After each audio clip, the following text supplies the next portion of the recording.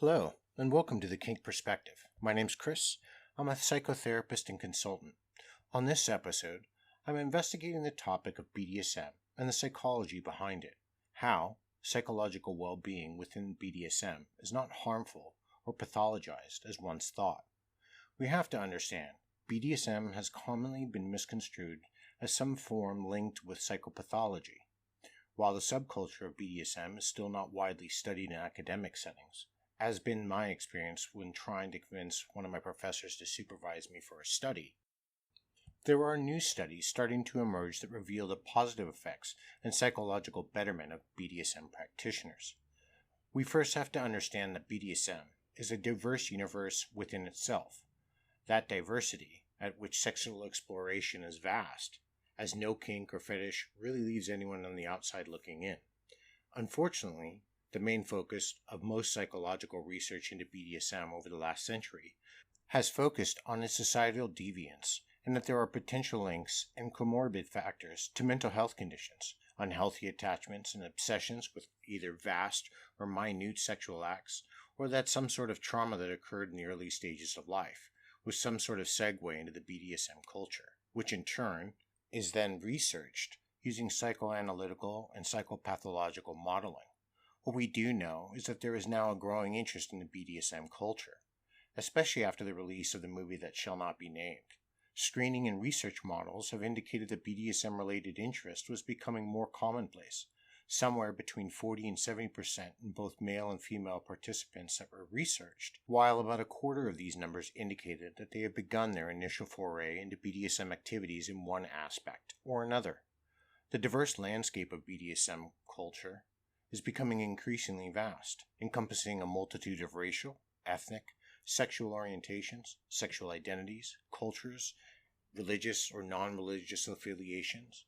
One thing to take away from this is that BDSM practitioners do not demonstrate increased levels of mental health or intimate relationship issues, as BDSM has been a segue for increased awareness of a broad range of sexual proclivities and mannerisms that don't solely focus on fixed sexual interests. What's this mean in everyday language? That your interest in BDSM is healthy, can be more fulfilling, and for some, lead to a better quality relationship and sexual positivity. One thing to keep in mind, and I talked about this in my first podcast, the experience of pleasure and pain in a BDSM context will change between the people participating in the experience. That is, what is painful for one person is not necessarily painful for another.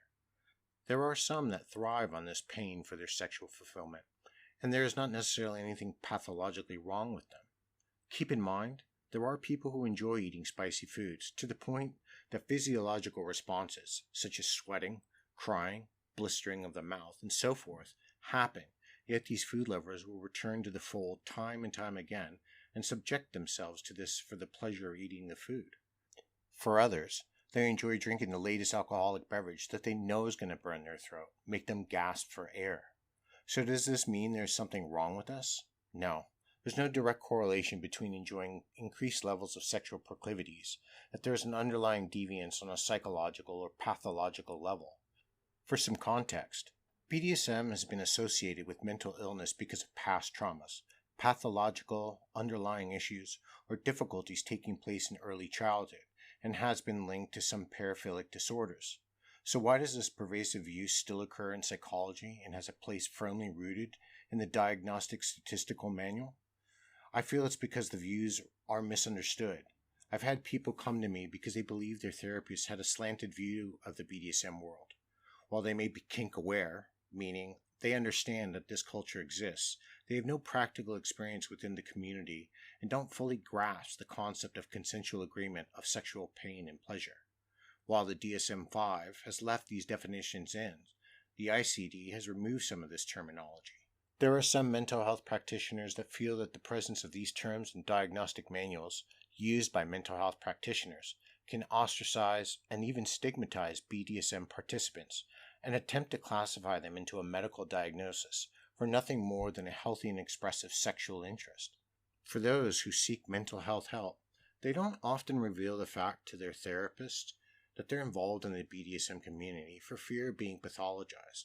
Yet, this is the person you turn to reveal the most intimate details of your life to reveal the truth about who you are, just to figure out how you're feeling and how this world works together within the emotions inside of you. Just because you have an interest in BDSM and the lifestyle in general does not mean there's anything wrong with you. Even when mental health practitioners look at the criteria for sexual disorders, specifically sadomasochism and masochism, a person must clinically have substantial distress in their daily lives because of their sexual fixations, and then they have to act upon these impulses with a non-consenting participant. Even with this spelled out, the criteria for these disorders are a bit ambiguous at best, and the causation of the initial distress isn't exactly clear. While psychological research is quite scant on BDSM, at least from a positive perspective, and most of the research has been tucked under the auspices of paraphilias, the world is beginning to accept and understand the benefits of BDSM practices. These mindsets of sexual disorders are being challenged. There is one thing that does stand in the way of furthering the psychological understanding of the BDSM culture. It's the lack of willing participants. One of the main reasons being privacy concerns, as most practitioners do not want the outside world to know what transpires behind closed doors. For example, when I'm getting a board of ethics approval to conduct research, not only is that hard to move the BDSM line past them, then, once you set the study up, got all the questionnaires ready to go, you have to find those who are willing to participate and give up some of that autonomy so you can conduct the research to help further psychological advances. Some have gone as far as to make others that they participate in BDSM practices sign NDAs or a non-disclosure agreement to protect themselves even in a legal sense.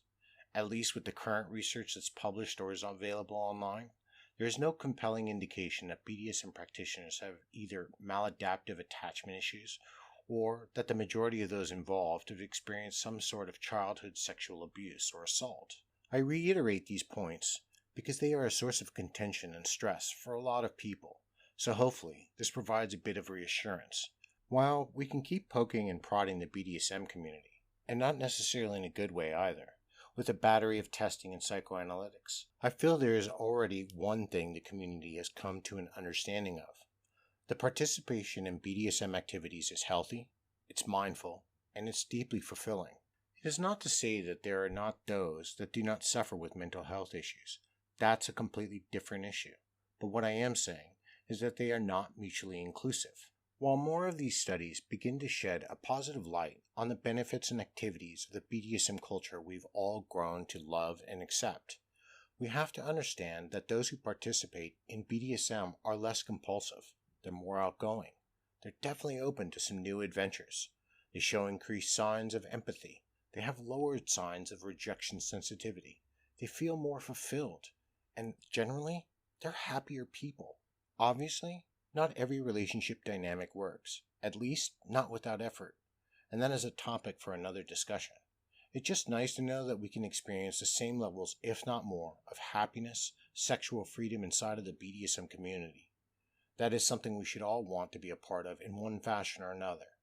Until next time, be safe and stay kinky.